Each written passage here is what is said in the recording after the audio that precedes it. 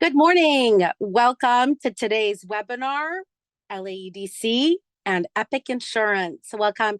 Today is March 27th, 2024, 11 a.m. We have a great webinar set for you with our partners at Epic Insurance on how building relationships can save you money. Wanted to thank our longtime executive members, Epic Insurance, Rose Nordbrock and Pablo Barros, for giving us the opportunity to work with them on this wonderful topic on workers' comp and how it can help your business. Thank you so much. My name is Sara Zorabian, and I'm here as regional manager, part of LAEDC's Business Assistance Program. A little housekeeping. We will be taking questions and answers, and also in our chat and also in our Q&A. We will be leaving about 10 minutes at the end of the presentation, so you can go ahead and put that information in the chat and we'll be more than happy to get to it. LAEDC. LAEDC is a nonprofit private 501c3. Our vision is a reimagined Los Angeles regional economy. We're growing, equitable, sustainable, and resilient that provides a healthy and high standard living for all. What is our mission? Our mission is reinventing our economy to collaboratively advance growth and prosperity for all. Again, Sara Zorabian, part of the Business Assistance Program. We're here to serve your businesses with technical assistance.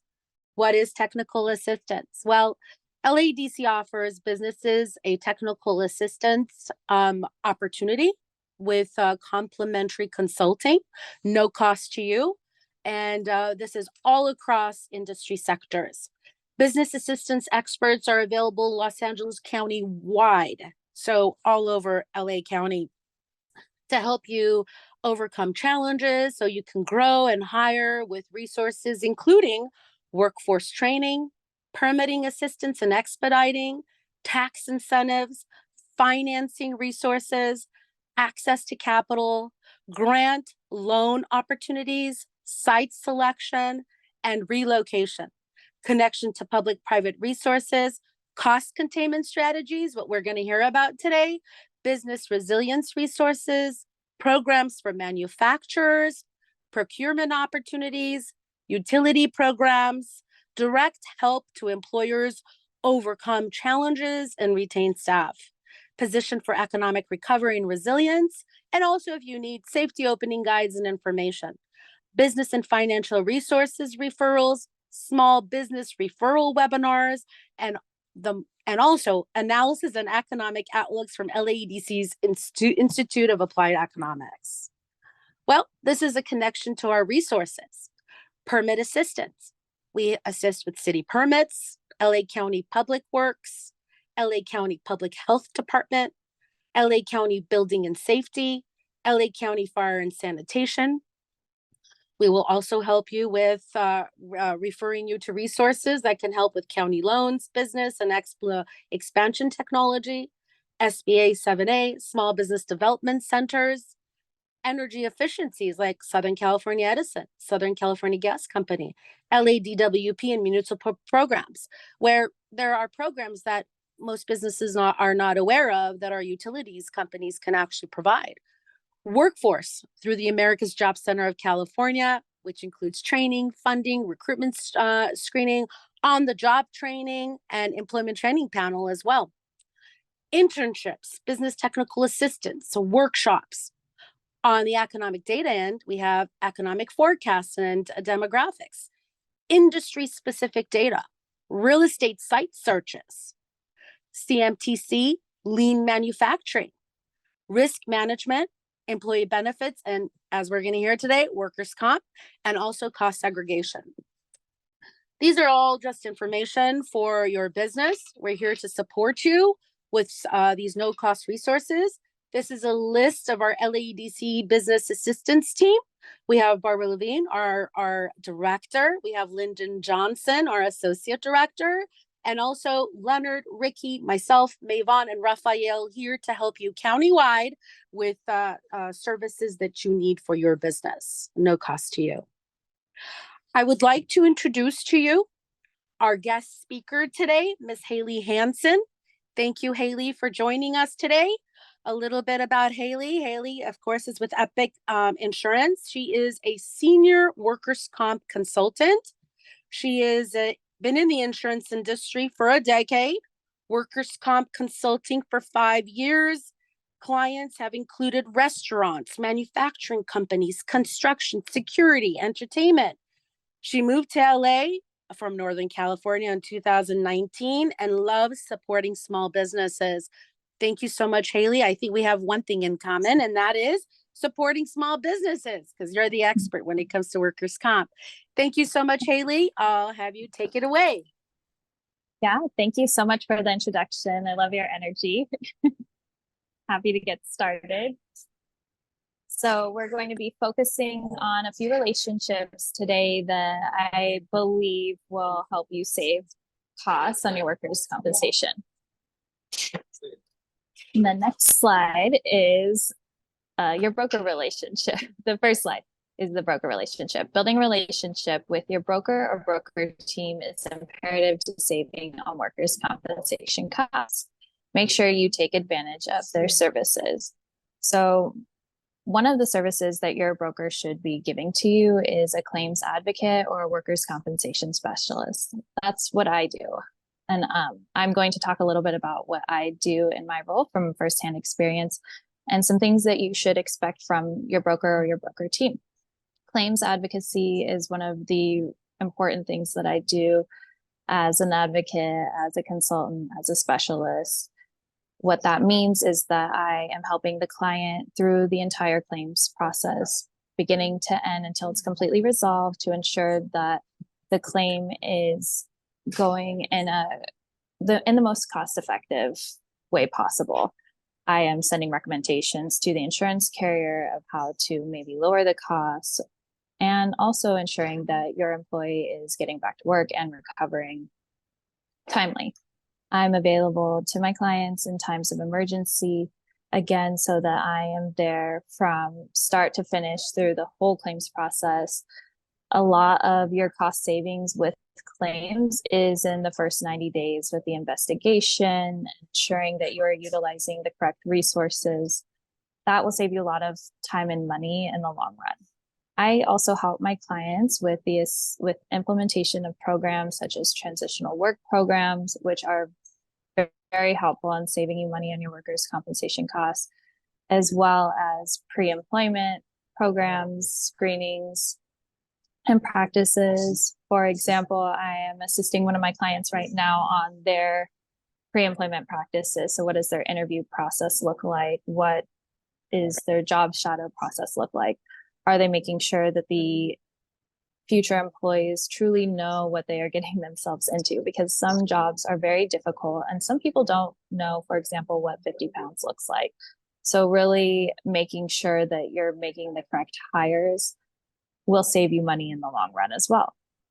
I also help my clients build relationships that impact the cost of their workers' compensation claims, such as the defense counsel assigned to their claims. I make sure that my clients work very closely with defense counsel. Other examples may be investigators, vendors such as nurse case managers, transitional work programs.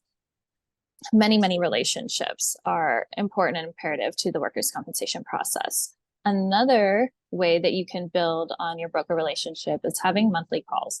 If you have many claims or at least one complex, expensive claim, you should request a monthly call with your broker. You want to make sure that you're tracking on those claims with your broker and making sure that they are saving money for you where they can.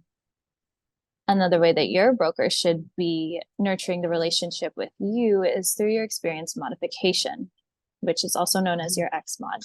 Someone on your broker team should be expert with XMODs as they directly impact the cost of your workers' compensation policy.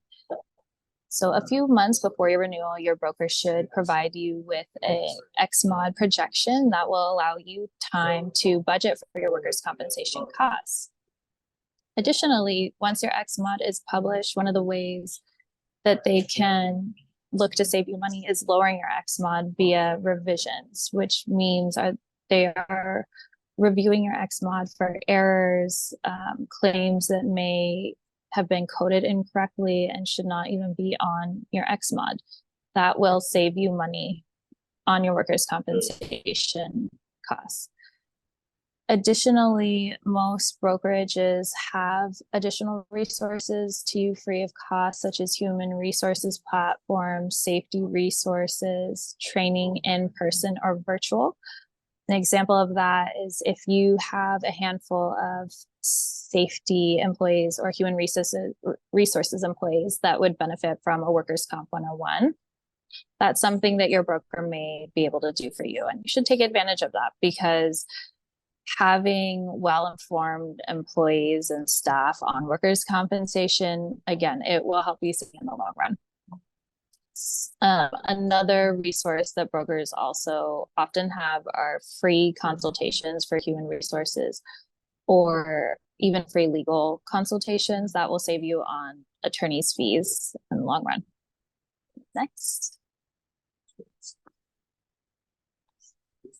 And so the next slide is going to be the insurance carrier relationship. Most of your insurance carriers will host a quarterly claims review. It does depend on the size of your business, but I would say on average, they're quarterly, maybe biannually. Take advantage of the claims reviews, make sure you attend, have human resources attend, engage your safety personnel in the claims reviews. It will give you a chance to build rapport with your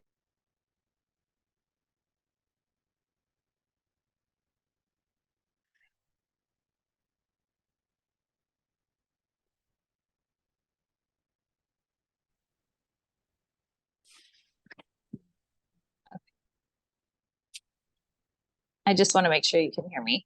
I can, yes, we can hear you now, Haley. No problem. Okay. Sorry. No problem. Okay. Yeah.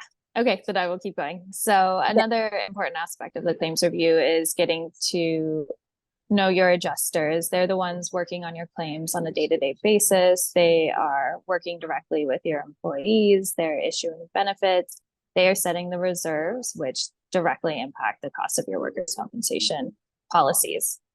Additionally, your insurance carrier will have a claims portal that will give you the opportunity to track on your claims, see how the employees are recovering, kind of get a feel for any possible red flag, such as malingering, and then use that information to reach out to your insurance carrier, whether it's the adjuster or your client services representative. Build that relationship. If they know that you are tracking on your claims and you are keeping tabs on things, they are more likely to do a better job handling your claims and keeping your costs low. Insurance carriers also have additional resources to you for free, such as safety services and loss control services. So look into that. And then last but not least will be the next slide. And that is going to be the designated occupational clinic relationship. Designating a clinic for your injured employees and or for your pre-employment screenings allows you to build relationships with the physician, nurses, and other staff. This is really, really important, whether you have one injury a year or, dare I say, 100. You should have a designated clinic. And I'm going to go over really quickly how you can get to that point, and then I'm going to go over a few of the benefits of doing that. So you want to reach out to your insurance carrier and request a list for the clinics in your area that are in their MPN, which is their medical provider network. You're going to pick one or two or possibly three and schedule a clinic tour, requested schedule a clinic tour. And their client services person will reach out to you and they will go over the kinds of things that you're looking for. And that way they can introduce you to the doctor or their physical therapist staff, whoever it may be that you want to be in contact at that time.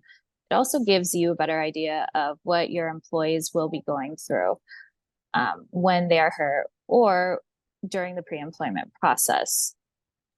Additionally, once you've established that relationship, you want to provide them with a contact list. For example, who would you want them reaching out to in the case of a work status verification? Who would you want them reaching out to in the case of a pre-employment inquiry or concern? Building that rapport is so important. I've seen a lot of success with return to work because the physicians or the nurse practitioners will actually contact the employers and say, hey, this is what's going on with the employee. Do you have this type of work available? You can say no, but we have this. And the doctor may write a more specific return to work plan for that employee. Again, it's also this idea that if they know that you're keeping tabs on them and your employees, they're going to take it a little bit more serious and not just do kind of their usual, here's ibuprofen, here's some physical therapy, and come back in a couple of weeks. They will make it a little bit more specialized. Again, building that rapport is important because you also want the capability of calling ahead in case there are any red flags or if you have any tips, so to speak, for the physician. For example, if you have someone that's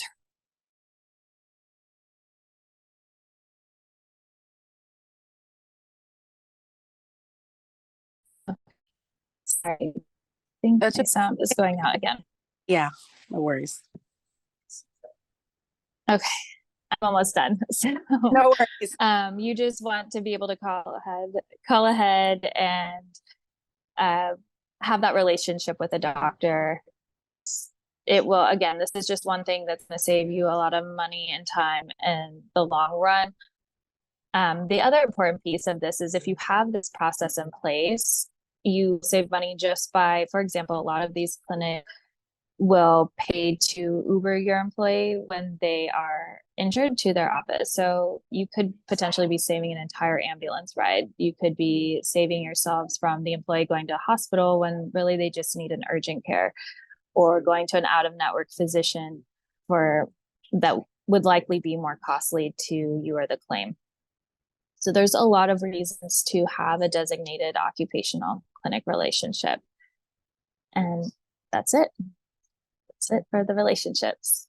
Wonderful. Thank you, Haley. So we're gonna open it up now to question and answers. So let me see here. So do not see any. Let me see here. So if you do have any questions, if you'd like anything answered, please, we do have a chat and we do have a Q&A box that you can go ahead and put that information in. I did actually provide Haley's email address in the chat. You can always go in there and you can email her directly. Also, you can definitely email us and we will be connecting you to Haley. We want to know a little bit more about your business and where you are currently. So that would be great. So we're going to see here if there are any questions at this time. Let's see here. I do not see any questions at this time. Haley, quick question. As far as workers' comp, what is the from start to finish when somebody puts in a workers' comp claim? What is the turnaround as far as the process? How long does it take from start to end? Ideally, it takes a couple days, but it could be multiple years to lifelong, hypothetically. It really depends on the severity of the incident and injury. But, part of my goal and my role is to get the person recovered and back to work as soon as possible. Sure. Okay, great. Yeah. Yeah. We have someone here that has put up their hand. Unfortunately, this is a webinar. So if you can just go ahead and put your information in chat or Q&A and we will get to it. Okay, great. So it says here, is this information from the PowerPoint available to share with my management team? Absolutely. So we are going to be putting this on our website, Los Angeles County Economic Development Corporation, LAEDC, which is www.laedc.org. This will go on the website. Also, if you do have any other questions, you're more than welcome to reach out to myself or Haley. be here to help you. Question for you, Haley, is what are some questions that an employer should ask their broker to make sure they're getting the best rates and control costs? Ooh, that's that's a really good question. Uh-huh. Well, your broker, so what questions should you be asking? I mean, I think first of all, you need to be asking what is your broker going to be doing for you to help you save money, right? So what does that look like? Are they going to help you implement safety programs? Do you have an extremely high X mod? Is that going to be a focus for them to help you reduce that so that you can save money on your policies? I mean, the main question I would say is to ask them how they're going to do that for you, how they can help you. It really depends on where you're at with your business. If you have, for example, safety implemented already, or if you have loss control services implemented, what your workers' comp program looks like. Sure. So I could also try and maybe come up with a list if you want to email me separately. Sure. I could, maybe dig in a little deeper to that. Absolutely. And with my experience in the businesses that I've actually worked with, sometimes businesses that are not even aware of what their mod rate is with workers' comp, and they don't even know how much money that they could actually be saving by reaching out to experts like you to kind of look into it and see what the claims are, where those claims are. It's actually huge. And I've had a lot of businesses that have had, it's been a great benefit for them where now with the money that they're saving, they can actually go and hire more people, which is absolutely awesome with workforce. So it's a great opportunity. So we have a question. Can you define workers' comp and what that means to me? What does workers' comp mean? What does workers' comp mean? So it is an insurance policy that covers your employees when they are injured. I guess for the employer, it is a cost to you. It's required for you to have.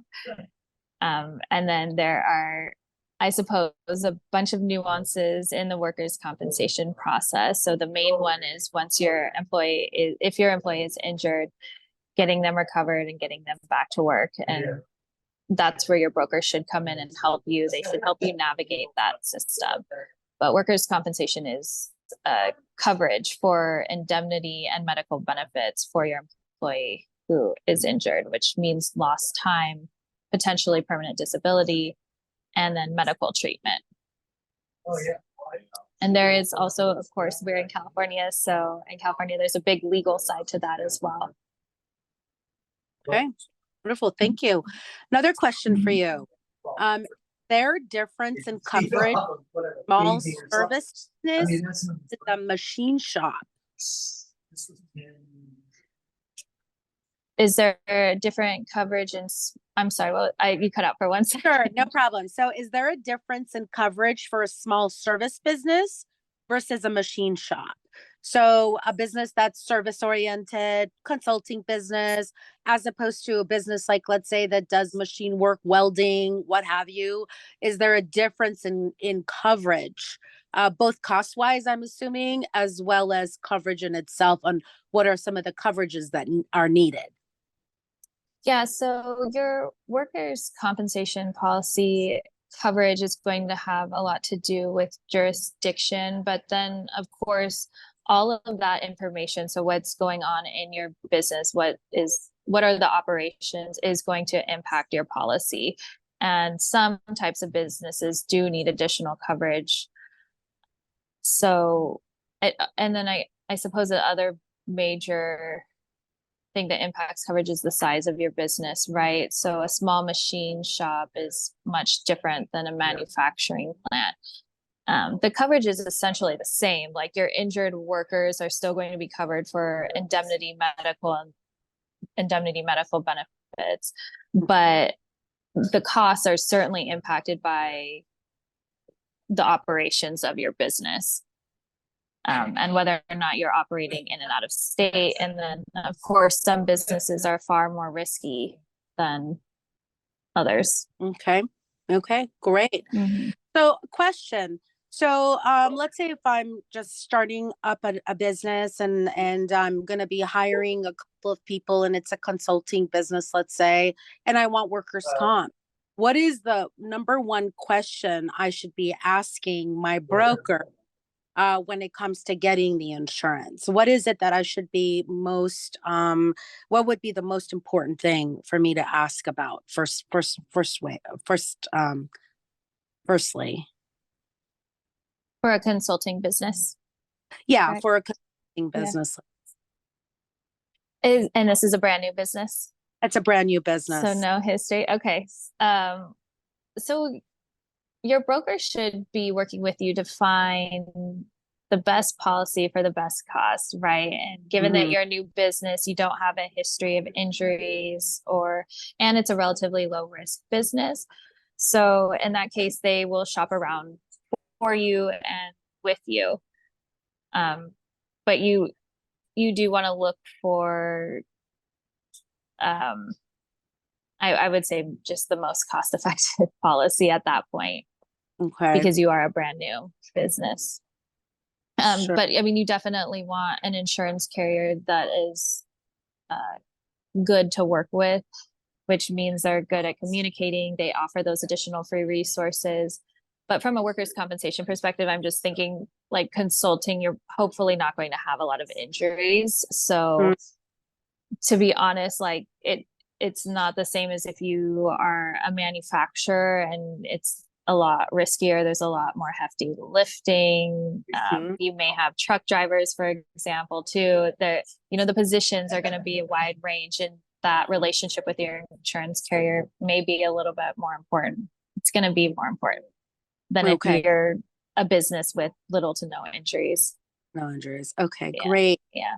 Now, a business that actually has, let's say, remote working workers, as Mhm. opposed to an office setting, is there a Mhm. difference in cost if they have remote workers that are working from home as opposed to having an office? There's job codes, and I believe that they fall under the same job code as it's administrative. But if you have remote workers in other states, that can impact the cost of your policy or your coverage. For example, you definitely need to let your insurance company know if you have employees out of state. Okay, got it. Mhm. Let's see here if there are any other questions.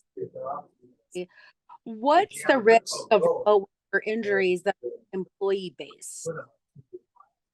What's the risk of remote? Remote worker injuries that are employee based. I would say, Um, I guess they're asking like percentage wise, is it, have you oh, seen an influx of more workers' comp injuries working remotely as opposed to Sure, not? since the pandemic, of course. But I mean, part of the workers' compensation process is determining if the injury happened within the scope of employment, right? So that uh, the investigation piece is going to be really important with incidences like that. It, of course, if you fully operate out of people's homes, so it's all remote employees and you don't have a home office, obviously your risk is going to be higher of remote employee injuries. But for the companies that just have a couple here and there, I haven't really seen an increase. Maybe it was just more pandemic uh more pandemic type increases in the remote work versus the typical employees that are doing remote work. Got I it. hope that makes sense. I don't have like an exact percentage of how many injuries occur in the home, but there are defenses and arguments for people who are getting hurt doing laundry or microwaving their lunch at home, for example, right? Wow. So, Okay. Yeah, yeah. interesting. Yeah. Next question. Why is it that the premium goes up every time there's a claim? Premium. The premium shouldn't necessarily go up every time there's a claim, not in workers' compensation. That does have a lot to do with what your broker is doing for you at time of renewal, though. Um, Are they telling the story of what happened with that claim? Was it truly an accident? Could it have been prevented? What have you done since that injury occurred or that incident occurred? What other programs do you have to proactively avoid incidents like that happening? Additionally, your X mod is a big factor in your premium. And one claim, it does depend on your business side, but one claim may not impact your X mod. Got it. Depends on how it's handled, which is why those relationships are so important too. Sure. Before I get to the next question, XMod. Tell me a little bit about XMod and when does XMod start getting affected? XMod. So it is, let me think of how to say this. So your Sure. experience modification. So for example, if you have a 2024 experience mod, as you mentioned, because that's the year that we're in, the policies that impact your 2024 X mod are going to be 21, 22, and I'm sorry, it's going to be 2020 through 2021, 21 through 2022, and 22 through 2023. Those are the policies. So any claim that hits those policy years are going to impact your X mod. Examples of claims that should not hit your X mod, and this is what I was talking about earlier, where your broker should be looking for revisions, are claims that have been dismissed, possibly COVID claims, depending on the circumstance. Claims that are under $250. And then there are also specific revisions for things such as subrogation. So if your insurance carrier was able to recover any of the money from that claim, then there's the potential of having that claim removed or coded differently and reducing your X mod that way.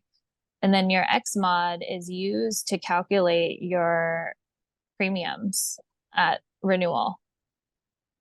So once a claim or an injury happens, it is hitting your X mod for 3 years.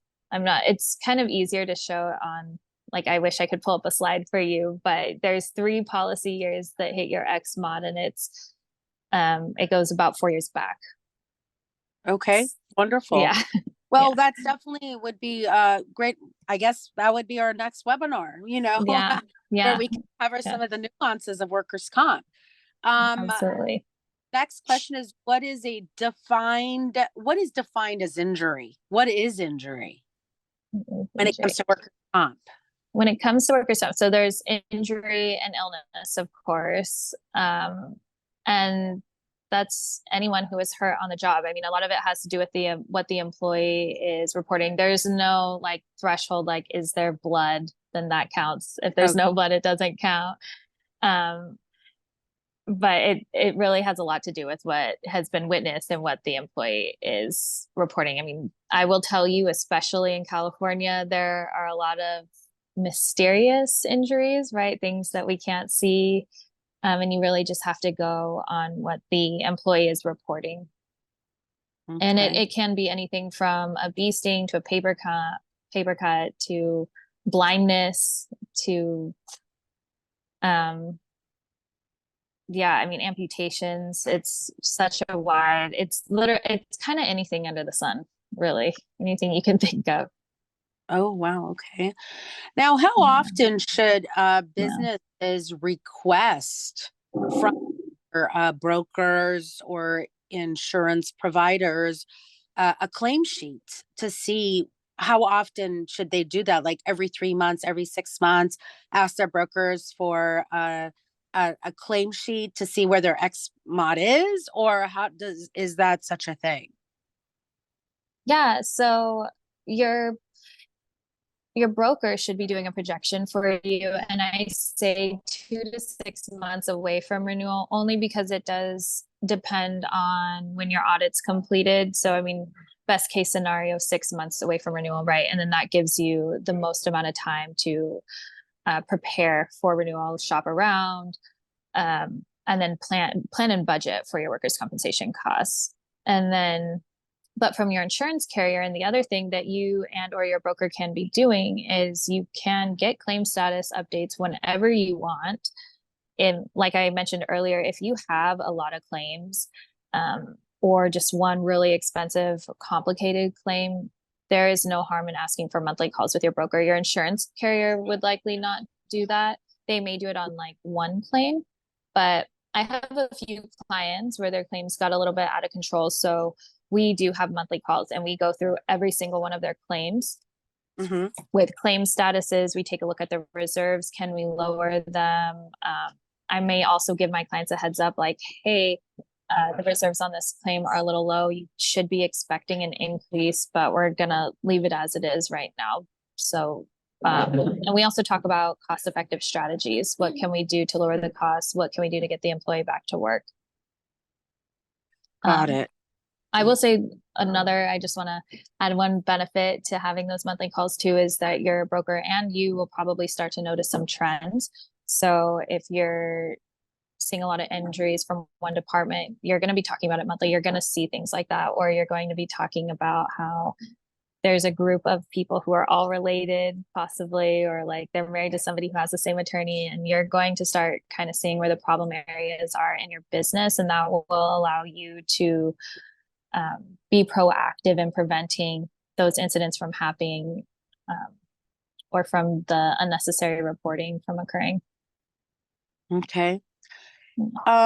Another question is, can a clinic deny you? It's a question from one of the attendees. Can a clinic deny you? I'm assuming a clinic for the injured. Like, can they, as a designated clinic, or can they turn away an injured employee? Yeah. Yes. Is that that's the question? So I suppose a clinic could say, we don't think that we're the right clinic for you. Like, we may not be equipped for the type of injuries you've been having. I mean, but I technically no, they just may kind of give you a heads up, but I've never seen that. And then can they turn away an employee? Yes, they can. I mean, absolutely. If the person is, unfortunately, like this does happen, sometimes people are really belligerent in those situations, or if the care that they need is obviously too much that they can handle. But I don't think that I've really seen it in that respect, because usually you as the employer or the employee kind of know, like if it's an amputation, for example, you're going to send them right to the hospital. You're not going to send them to the clinic for steri strips, right? So it's not common, but yes, they can turn away the employees. They could potentially tell you you're not a good fit, but I don't think that that would happen. Okay, got it. So I have another question. I think I'm going to just try to summarize this a little bit. Mm-hmm. So we have an employer here that was actually turned away and was informed that a particular insurance company would not be renewing their insurance due to the fact that their business, I guess, industry could be similar to an industry that is, blackballed, and the structure is similar, and so they're kind of put in a situation where, because of the similarity, their insurance rates kind of will be affected the same way. So is there any way that they can request a review on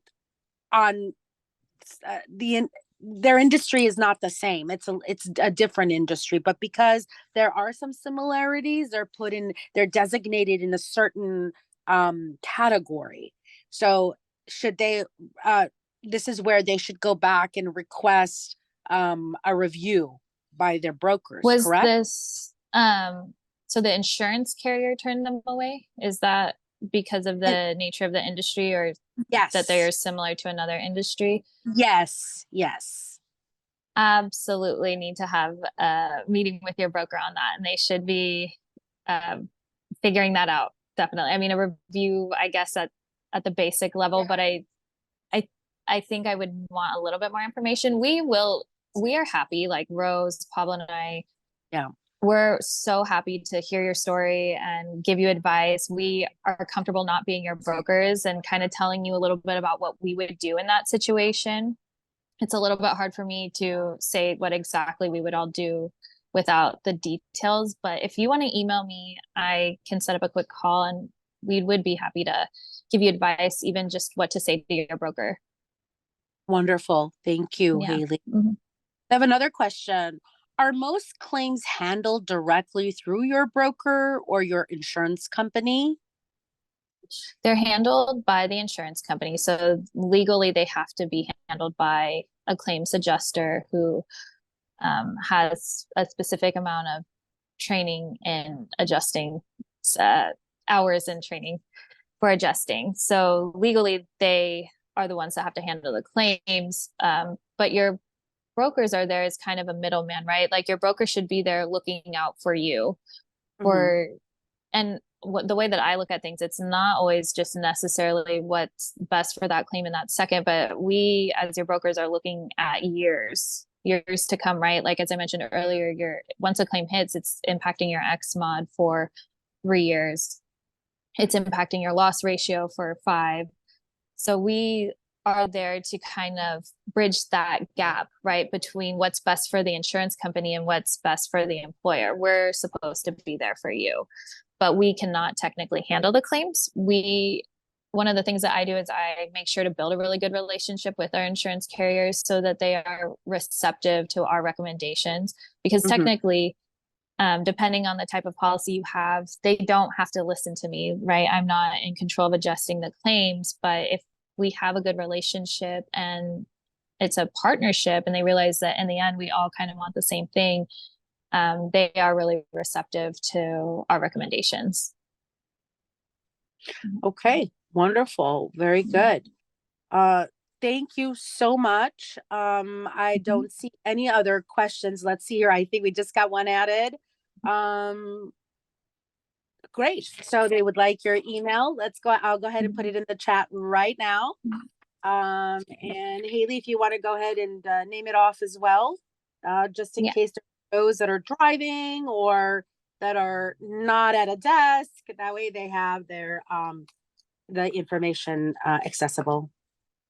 Yeah. So my email address is Hailey, HAILEE dot Hansen, HANSEN at epicbrokers.com.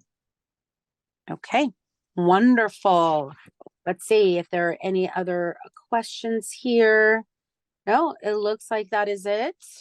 Again, Haley will be available to answer questions, and Mhm. please, I'm available as well. LAEDC, Zarabian at laedc.org. We're here to help you by referring you to wonderful partners such as Haley and Epic Brokers. So that's what we do. So let's see here. Next up, I wanted just to go over some of our upcoming events at LAEDC. On May 7th, we do have from 3 to 5. It looks like the place has not been determined as of yet, but we have the Future Forum of Aerospace and Defense that's coming up through our industry cluster. And on June 20th, from 8 a.m. to 4, we have our Select LA Investment Summit. If you haven't been to one, please, a great opportunity to meet a lot of people. That's what we do. We convene. And that's pretty much it. I wanted to say thank you again to Epic Insurance, our long standing partners. Really appreciate your time. Let's see here. We do have one more question that I do not want to leave. Great. Well, thank you. Thank you for the comment. Wanted to say again, thank you, Haley, for taking your time and being on this webinar.